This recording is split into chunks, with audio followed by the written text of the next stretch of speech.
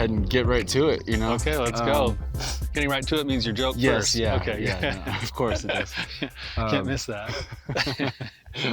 Why did the old man fall in the well? He couldn't see that well.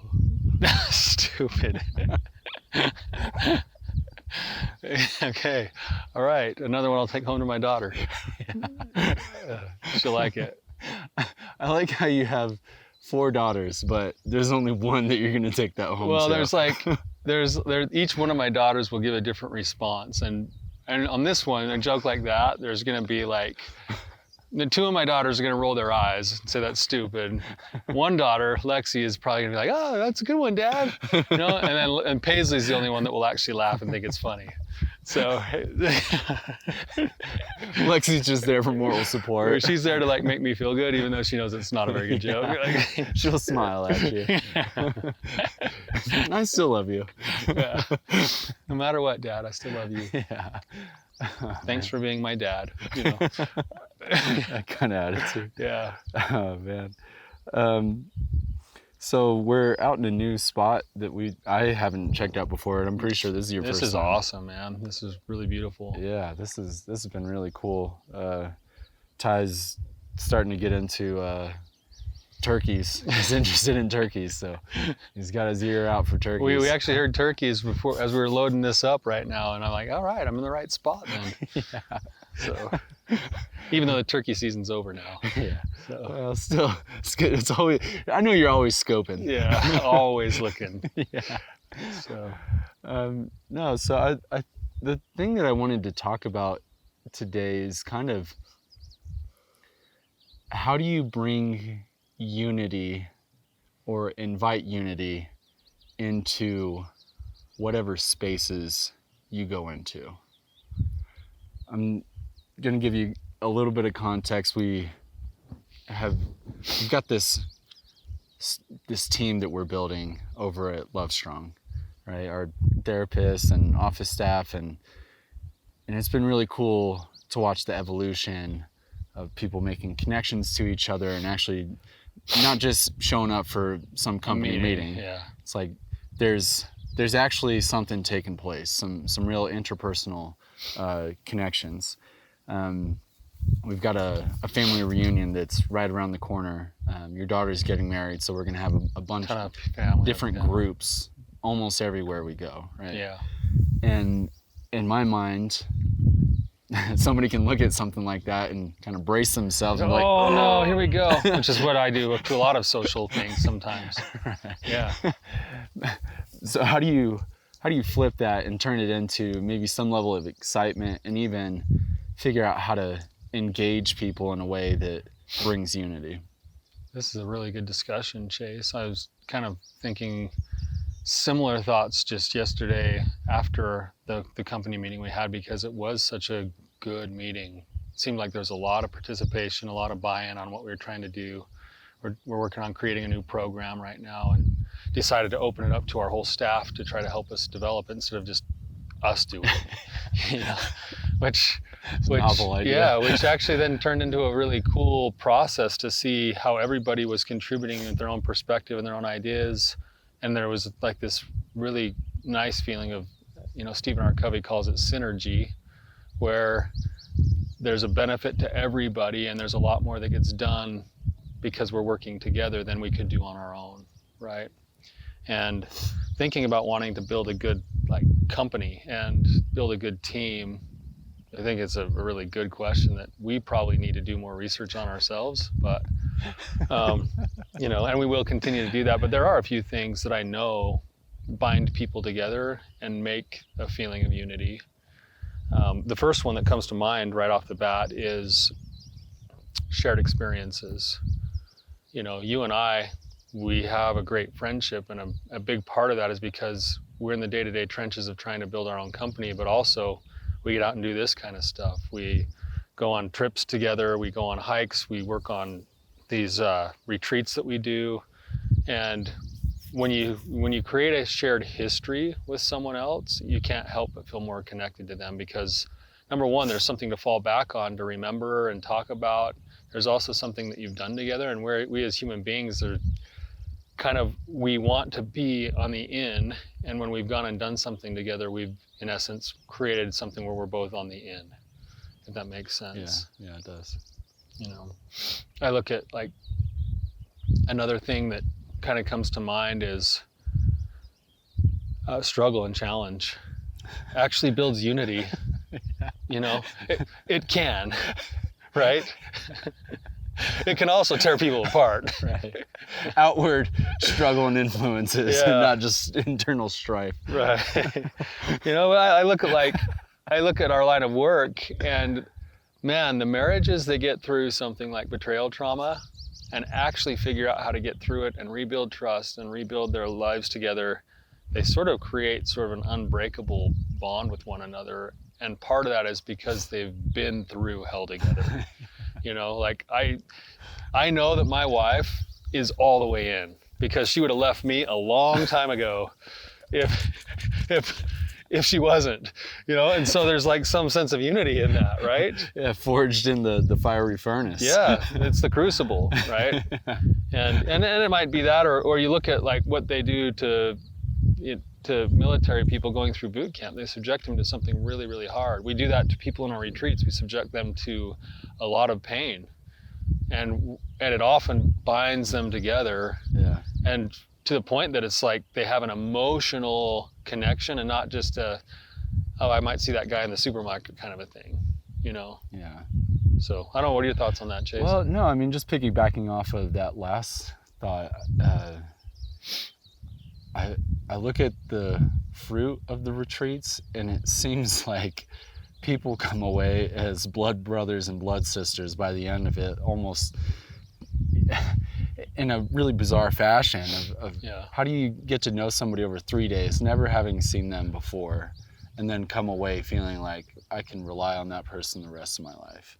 Yeah. You know, it's kind of how it feels. That's what it feels like. That's what I Yeah. think some of the people that we've had go to our retreats would actually tell us. Yes. Yeah. Right. They've developed those kinds of relationships, and then they've gone and cultivated those relationships Even further. Yeah. You know. Yeah, to your point about shared experience and that cultivation, I know a few of the guys from the last retreat got together and went down and had a weekend together in St. George, and that's more of that kind of bonding that it does make a difference. It makes a big difference. And what that took was all of them taking the initiative and setting the intention to actually cultivate those relationships too. Right. It's not going to form itself and continue to fuel itself unless there is some type of intention, action towards that cultivation. And that can be done in lots of ways. I mean, taking a trip is one thing, or going through a challenge is another thing. But also just the little day-to-day things of setting intention, noticing one another, being grateful for one another. That's something that I think I noticed, that I felt in our meeting yesterday, was I felt a ton of gratitude towards all of our team for the way they were putting themselves into the project and what they were willing to offer and what they were willing to share. And I think if they know that we're grateful, I mean, in a lot of ways, it's like watching that movie Couples Retreat, where I don't know if you remember this part, but they get to the island, and the guy, their like concierge guy, is named Stanley, spelled with a C, right? But they like go to give him tips or offer him some payment. He's like, "We don't accept cash here. We only get paid with smiles." You know, like, and he like gives him this like cheesy smile. Yeah. It's like, it's so funny how so many of us as human beings are so starved for that that we would far rather take a word of gratitude than some type of like formal compensation. You know, it's like, we'll all work for smiles. So, you know, but I think there's a principle of truth in that too. Yeah, no, that's really true.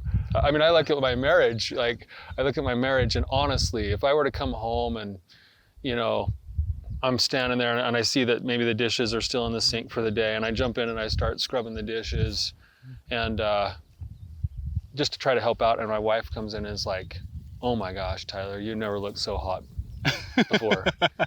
Like, you know, I'm going to be the like, word is tour play, by the way. Yeah. Have you heard that before? No, I haven't heard that before. Yeah, put that one in your pocket. That's great, man. Yeah. There's a guy named Kev on stage that I'll have to find the clip and send it or post it in the description. But man, he's a stand-up comedian that nailed it when he was talking about you get married and you think it's going to be all this, a hot relationship and everything. And as time goes on, you got jobs, you got kids, you got all these things just kind of wear you down. And your body kind of starts looking a little different. It's not as, voluptuous in the way that it once was, or as rock hard, but the stuff that you do changes in order to kind of make it known that, hey, I'm just looking out for you. Maybe you and me could, maybe we could hook up later. He's like in there scrubbing dishes, and he's like, I just want to let you know, girl, I paid your interest on your student loan. She's like, student loans? Like, starts getting undressed. Like, oh man, that's it, you know? So way to go on those dishes. Yeah, good for you. No, yeah, but like, just that word of like, hey, thank you, or wow, like, that's amazing, or I noticed you. It's like, I'm like grabbing the mop, I'm doing the next thing, like, man, I love like, receiving that from her, and I feel so much more connected to her when that happens. And something as simple as just making sure that the gratitude gets spoken can be really big at, I think, building unity and growing connection. Yeah. Oh, dude, I'm gonna try not to cry. I was thinking about Avatar 2. Have you seen it yet? I haven't seen it yet. It is, I believe, a must-watch. Really? Yeah. I have a hard time. Really? With Avatar, but I'll probably buckle down and watch it. This one is far better than the first one. All right. And the themes, there's some stuff that it's gonna get you. Okay. Anyway, and maybe I don't want to reveal too much, but the principle that I do want to highlight is they use this phrase constantly, and it's, I see you. I see you. That's what they say you. to each other. Yeah. And then they'll use the relationship, whatever term that would be. So I see you, brother. I see you, son. I see you, whatever. Mm-hmm. And they don't just say it like haphazardly, like, hey, good morning. I see you. You know, it's not anything like that. It's like, no, I see you. Yeah. And there's just so many points where that is kind of what you're alluding to when somebody's like, hey, I see you. You're doing this, taking this extra effort and doing this work to make our lives better. And thank you, truly. I see you. That by itself just has so much power to be able to see somebody. I was thinking about the meeting yesterday, and one thing I thought was really cool is that we sit in a circle, essentially, and there's not a ton of us. There's 7, 8, depending on if everybody shows up, and varied relationships. So this person might know this person a lot. This person might know this person like almost none, and then everything in between. And still, we are looking at each other and having kind of these moments where our eyes will make contact with each other, literally seeing each other and cracking a joke and smiling and laughing and kind of giving positive reinforcement. Like yesterday, one thing I saw your wife, my sister, Rhiannon, do that was really cool is John had an idea, and I was kind of, being playful and jokey with it, and Rhiannon took it a different direction and said, no, John, that's a really cool idea. And let's actually talk it out. Yeah, it's like the improv technique of yes and to help build that collaboration and unity. And she did it in just such a natural way, and I thought that's something that you can do to add to that unity. Yeah. I think that's awesome. You're talking to, and it makes me think of, there's the 4 mantras that Thich Nhat Hanh professed to building relationships. And the first one is, darling, I'm here for you. The second one goes along with the I see you one. It says, darling, I know you're there.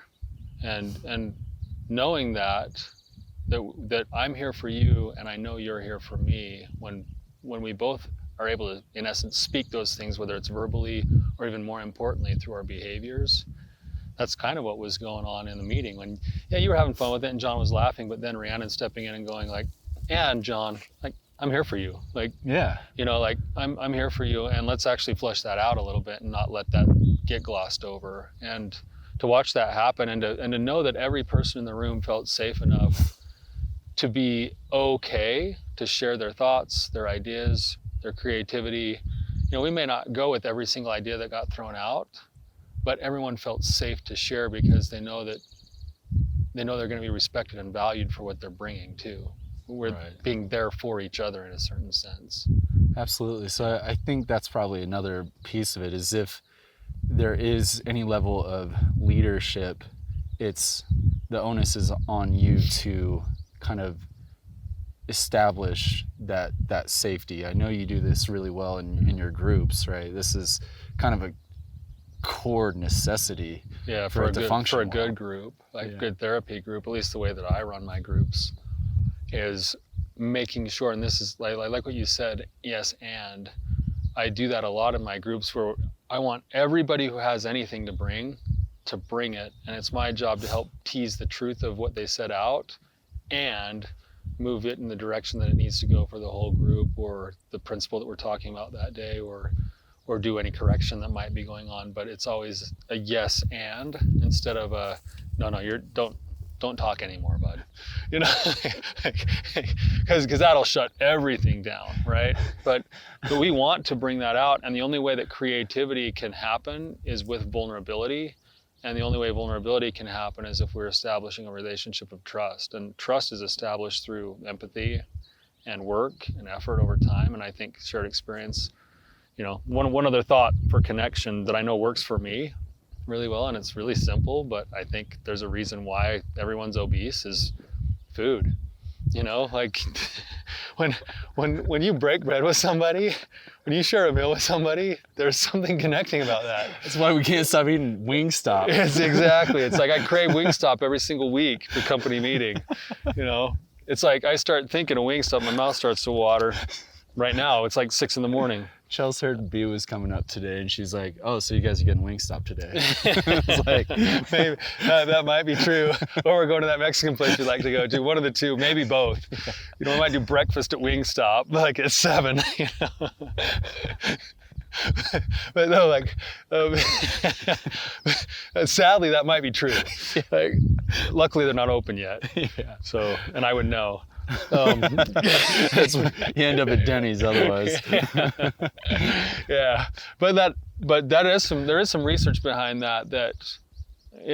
There's a book called The Intentional Family, and they look at all these different aspects of what makes a family strong and stay together. And out of all the research that they found, the number one thing that makes a strong family is that a family has regular mealtime together. They sit around the table and actually eat with one another.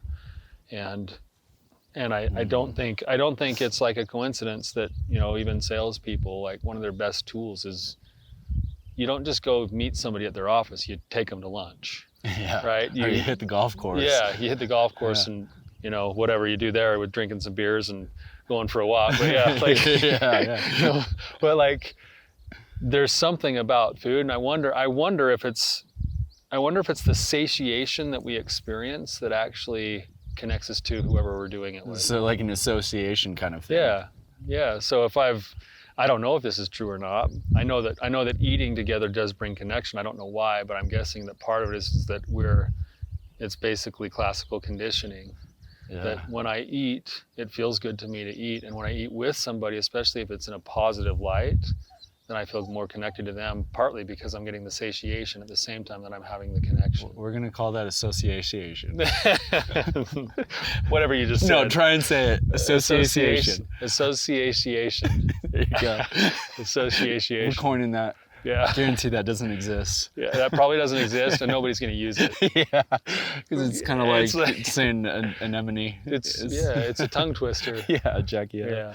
No, I think to your point, I've been feeling a need to connect to my wife in smaller ways. Yeah. And we've been watching sunsets together. It's been awesome. Cool. It hasn't That's really been. It's cool. not no big grand phenomenal thing there, but last night is a perfect example of where I was feeling a little disconnected from her. She was feeling a little disconnected from herself, and probably from me and whoever else.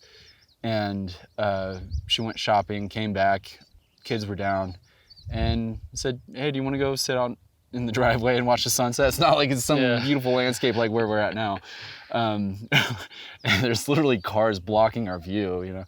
And we sit down and just start talking. Just We're eating visit. cherries and throwing, Yeah. spitting seeds and just chatting with each other. And by the end of that, I felt so much closer to her. So That's awesome. it works on a lot of different levels, it You seems. make me think of being a kid, and my parents had this like little porch, like right on the front of their house. And growing up as kids, you know, we'd always go over to the church parking lot across the street, and we'd play street hockey, or we'd play night games, or we'd, you know, play football or whatever it was over there at the church. But then almost every night, especially in the summer, almost every night, all of my parents and then all of my friends' parents would all kind of gather on my mom and dad's porch. They'd bring over their little lawn chairs. They just sit there and talk and tell the exact same stories every night and laugh at the same stories every night. And then we'd come get done playing, and it would start to get dark, and we'd come sit down on the porch and just sit there and laugh and hear the stories be told. And man, I grew up on Fillmore Street, and I say Fillmore Street, and everyone else who's listening right now is going like, what's Fillmore Street? But Fillmore Street was a kid's paradise. And part of it was because I had like 6 sets of parents, Yeah. you know, because there was this shared community thing. And I think a big portion of that was we all got home from work and we ended up on the porch with each other talking. And I don't think that happens a lot today. Yeah. Yeah. Anyway. Well, any last thoughts that you might shed some light on family relationships and how to? I know we've kind of traversed a bunch of different areas, but the one with family reunion coming up, that's on my mind, and things can be a little bit more dicey because of having so much past history. So much history, and Yeah. not all of it's always good. Right. Yeah. Right. Even though we all love each other, you Right. know, that's what families are. I think one thing that I'm thinking of and that I'm trying to be cognizant of is that it's okay for every person to keep their individuality even inside of a family like ours. And the reason I say that is because I came from kind of a more connected / enmeshed family. And as long as there's space, you know, even physical space sometimes at a family reunion where someone can go for a walk and not have everyone go like, oh, like they're, you know, this or that or the other, or hey, somebody wanted to stay home from this particular activity because they just weren't feeling up to it or they weren't feeling good, and it's not this pressure that happens. The acceptance of the individual as the individual becomes a big thing. And then I also think that the same principles we talked about that are on my mind, I want to be open to making sure that I show gratitude. I want there to be a lot of good, like, lightheartedness and laughter and humor. I think that's going to be a big thing. And we are going to go do a couple of activities that will not only be a good shared experience, but some of them might actually be a little challenging too. And I think we're going to get all of those things Yeah. in what we're doing. And I'm really looking forward to it. Oh, that's great. Yeah, Oh. I think you nailed it. Yeah. Good one, man. This is so beautiful.